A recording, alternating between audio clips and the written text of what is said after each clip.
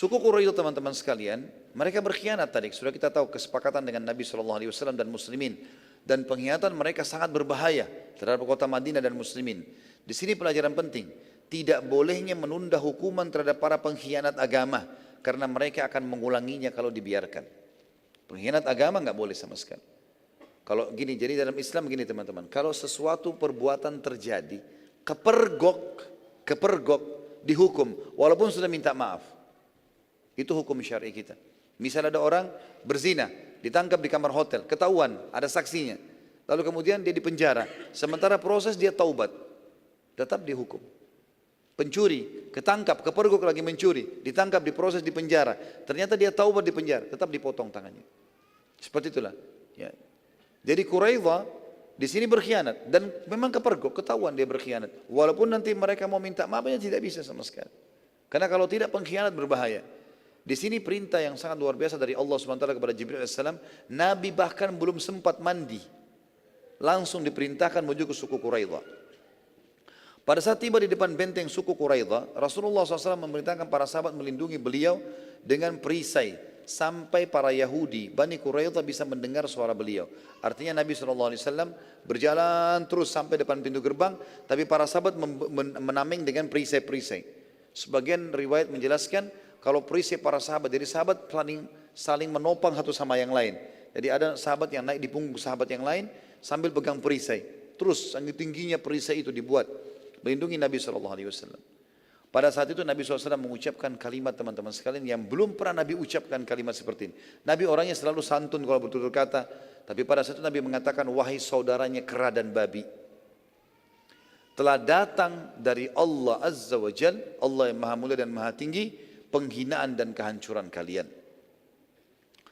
Sebab pernyataan Nabi SAW ini adalah sebab ada dijelaskan dalam Al-Quran surah Al-Ma'idah, surah nomor 5 ayat 60, tentang mereka disebutkan oleh Allah menjadi, ya, dikutuk menjadi babi dan kerah tadi. Surah Al-Ma'idah ayat 60 menjelaskan itu. A'udzu billahi minasyaitonir rajim.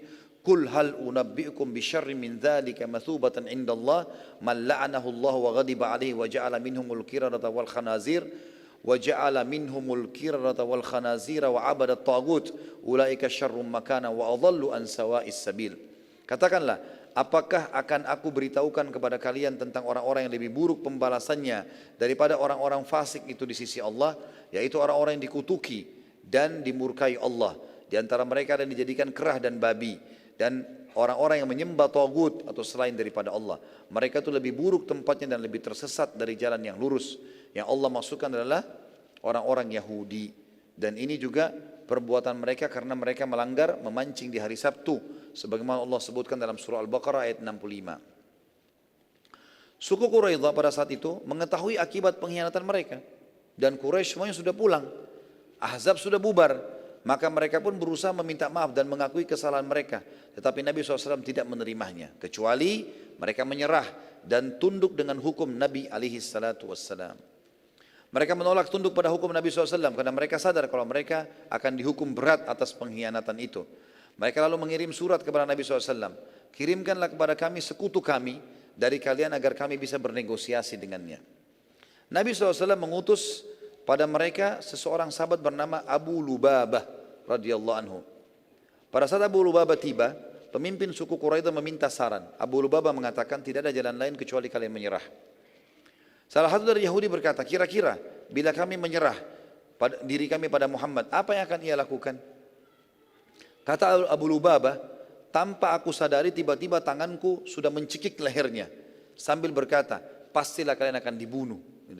Karena para sahabat sudah sangat jengkel dengan suku Quraidah ini. Bagaimana mereka berkhianat tadinya. Maka spontan para Yahudi mengatakan, kalau demikian kami tidak akan menyerahkan diri. Kami tidak akan menyerahkan diri. Abu Lubabah lalu baru balik ke masjid Nabi SAW, lalu berkata, wahai Rasulullah, aku telah binasa karena aku telah mengkhianati Allah dan Rasulnya. Kata Nabi SAW bertanya, mengapa? Apa yang kau lakukan? Dia mengatakan, aku menyatakan kalau anda akan menghukum mati mereka, maafkan hak wahai Rasulullah. Padahal Nabi belum sampaikan itu. Nabi hanya sekedar meminta Abu Lubabah untuk bernegosiasi sama mereka, mendengar apa yang mereka mau. Nabi SAW menjawab, aku tidak akan mengambil keputusan sampai Allah yang menentukan, hai Abu Lubabah. Karena memang Allah yang menurunkan hukuman akan membunuh mereka, menghukum mereka. Tapi itu belum boleh dibilang. Ya. Abu Lubabah radhiyallahu anhu karena merasa bersalah, maka ia pun mengikat dirinya di tiang masjid, ya, dan hanya melepaskan diri pada saat sholat atau buang hajat saja. Sementara makan dan minum hanya disuapkan oleh kerabatnya saja. Hal ini bertahan sampai 6 hari. Akhirnya Allah subhanahu wa ta'ala menurunkan firman-Nya dalam surah At-Taubah, surah nomor 9 ayat 102 kepada Abu Lubabah radhiyallahu anhu. At-Taubah surah nomor 9 ayat 102. A'udzu billahi minasyaitonir rajim wa akharuna i'tarafu bi dzunubihim khalatu amalan salihan wa akhara sayyi'an asallahu an yatuba alaihim innallaha ghafurur rahim. Ada pula orang-orang lain yang mengakui dosa-dosa mereka. Mereka mencampur baurkan pekerjaan yang baik dengan perbuatan pekerjaan lain yang buruk. Mudah-mudahan Allah menerima tobat mereka. Sesungguhnya Allah Maha Pengampun lagi Maha Penyayang. Jadi pada saat itu teman-teman sekalian, memang perintah Nabi SAW, dengarkan saja. Dengarkan saja, jangan buat yang lain. Tapi Abu Lubabah bilang, saya tidak sadar. Waktu mereka minta saran, kira-kira kalau kami menyerah diapakan? Kata Abu Lubabah, tiba-tiba tangan saya sudah mencekik lehernya dan mengatakan, pastilah kami akan bunuh kalian. Seperti itulah. Kita kembali ke kisah kita, atau ke lanjutan bahasan. Sementara di benteng suku Quraidah, kepanikan dan ketakutan meliputi mereka. Dalam kondisi di benteng mereka serba ada, cukup dengan makanan, minuman, serta kebutuhan lainnya. Tapi ketakutan telah Allah masukkan dalam hati mereka melalui Jibril alaihissalam tadi. Terjadilah musyawarah di antara pimpinan mereka, atau musyawarah, dan pimpinan mereka Ka'ab bin As'ad mengumpulkan pemuka-pemuka kaumnya seraya berkata, kalian sudah melihat dan mengetahui bagaimana keseriusan Muhammad dan sahabat-sahabat dalam mengepung dan akan menyerang kita. Para pemuka bertanya kepada Ka'ab bin As'ad, apa saran anda? Kata Ka'ab, pilih hanya satu dari 3. Mereka bertanya, apa itu? Ka'ab berkata, yang pertama, demi Allah, kalian tahu kalau Muhammad benar-benar Nabi. Gak ada yang tidak tahu ini. Maka kita semua beriman padanya karena Muhammad tidak akan membunuh sahabatnya. Ini pilihan pertama dari kepala mereka, dari Ka'ab bin As'ad, kepala suku mereka, raja mereka. Para pemuka Yahudi mengatakan, kalau itu jelas dari dulu kami menolak. Kebodohan mereka, tidak mau beriman. Lalu apa yang kedua? Kata Ka'ab, yang kedua, kita membunuh semua wanita-wanita dan anak-anak kita. Lalu kita menyerang dalam satu serangan. Serang saja, habis-habisan. Bila kita menang, maka kita akan mengganti wanita dan anak-anak kita dengan wanita dan anak-anak muslimin. Dan jika kita kalah, kita semuanya mati terbunuh, anak-anak dan istri-istri kita atau perempuan kita tidak akan jadi rampasan. Tidak akan jadi rampasan perang muslimin. Para pemuka Yahudi juga menolak. Mereka mengatakan, apa dosa mereka? Kenapa mereka harus mengalami itu? Apa yang ketiga? Kata Ka'ab, malam ini malam Sabtu. Umumnya Muhammad dan sahabatnya beristirahat. Kalau maksud ini adalah Sabtu malam ya, karena kan kemarin Ahzab sudah bubar. Hari ini sekarang hari Sabtu malam, tapi masih hari Sabtu. Umumnya Muhammad dan sahabatnya beristirahat kalau akan menyerang Yahudi di malam Sabtu.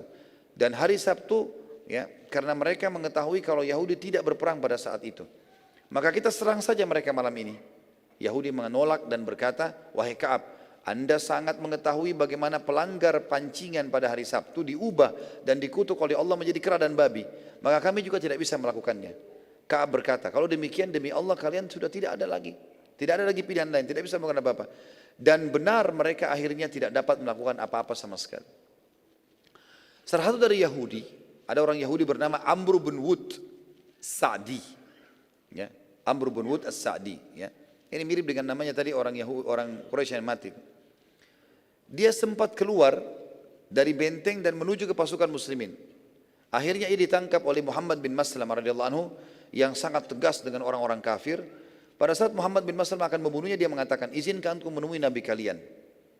Muhammad bin Maslamah lalu mengajak orang ini, Amr, menuju kepada Nabi SAW. Pada saat bertemu, Amr berkata, saat kaum Yahudi mengkhianati kesepakatan denganmu, akulah satu-satunya orang yang menolak. Satu benteng semuanya setuju, kecuali aku. Nabi SAW mengatakan di depan para sahabat, engkau benar. Dan wahyu menyampaikan orang ini benar, jujur dia. Memang semua Yahudi setuju kecuali dia. Lalu Nabi SAW memerintahkan agar ia dibebaskan. Seraya Nabi SAW bersabda, orang ini telah diselamatkan oleh Allah karena kejujurannya. Dan ini pentingnya kejujuran teman-teman sekalian. Sampai di kancah peperangan pun dia bisa selamat. Saya bilang di sini, lihat bagaimana kebenaran dan kesempurnaan Islam. Hukuman bagi yang mengkhianat dan bukan yang ikut-ikutan. Bukan hukuman kepada yang tidak ikut-ikutan. Jadi kita harus adil. Tidak boleh kita membenci ras tertentu, negara tertentu, suku tertentu hanya karena satu orang berbuat salah. Orang itu yang salah. Kalau mereka tidak mau serahkan orang yang salah, kita serang semuanya, tapi tidak boleh kita hukum semuanya mati. Ini harus diketahui. Tapi kecuali kalau semua sepakat, semuanya mengkhianat, itu lain ceritanya. Pengepungan Nabi SAW di suku Quraidah teman-teman berjalan 19 hari. Cukup lama ini. Maka sebagian kesatria muslim, diantaranya Zubair bin Awam radhiyallahu anhu, sepakat untuk menyerang. Dan siap mati syahid dengan cara membuka pintu gerbang benteng Quraidah. Saat mereka mulai bertakbir dan menyerang, karena sudah sepakat nih, kurang lebih Zubair bin Awam membawa 200-300 orang dari sahabat, kita serang saja. Apa yang terjadi? Terjadi. Lemparin apa saja ke dalam benteng musuh, cari jalan, manjat, takbir, pokoknya kita menyerang. Dobrak, mereka dulu dobrak pintu gerbang dengan potongan pohon besar, gitu kan. Waktu mereka mendengarkan takbir para sahabat, kaum Yahudi tiba-tiba ketakutan dan akhirnya mereka mengiklankan dari atas benteng, kalau kami menyerah. Maka dengan cara inilah orang-orang Yahudi dikalahkan oleh kaum muslimin dengan hikmah Allah SWT. Mereka tidak melawan. Akhirnya semua kaum Yahudi menyerahkan diri, juga harta dan benteng mereka. Dan semua kaum laki-laki mereka yang pada saat itu ahli perang, bukan orang tua, bukan anak-anak, semuanya ditawan. Dan jumlah mereka itu 700 orang. Suku Aus, sekutu suku Quraidah, suku Aus dari muslimin, saat itu mendatangi Nabi SAW dan berkata, wahai Rasulullah, berbuat baiklah pada sekutu kami. Kalau kita masih ingat kisah tentang suku Nadir, sempat dibela oleh Abdullah bin Abi Salul. Suku Nadir dulu, yang waktu diusir dari Madinah, yang mereka mau lempar batu di atas kepala Nabi, sempatkan Nabi mau hukuman mati mereka ya.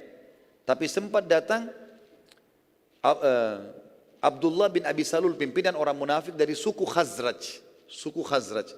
Kan Ansar ada dua suku, Khazraj dan Aus. Si Abdullah bin Abi Salul, kepala munafik ini dari suku Khazraj. Dan dia berkata, ya Rasulullah, berbuat baiklah pada sekutu kami. Karena suku Nadir, sekutunya suku Khazraj. Terus saja dia rongrong Nabi sampai Nabi mengatakan, baik, ambil alihlah mereka semua. Sampai akhirnya terbebaskan suku Nadir dari hukuman mati pada saat itu. Kebetulan suku Quraidah partner sekutu dengan suku Aus. Tangkap ini ya. Jadi sekarang tadinya suku Nadir selamat karena sekutunya suku Khazraj menolongnya. Dikepalai oleh Abdullah bin Abi Salul, orang munafik. Sekarang suku Quraidah mau dihukum mati oleh Nabi SAW. Tapi ada sekutunya dari Ansar, gitu kan? Itu adalah suku Aus. Suku Aus datang mengatakan, ya Rasulullah, berbuat baik pada sekutu kami. Sebagaimana dulu anda izinkan suku Khazraj berbuat baik pada Quraidah, pada Nadir.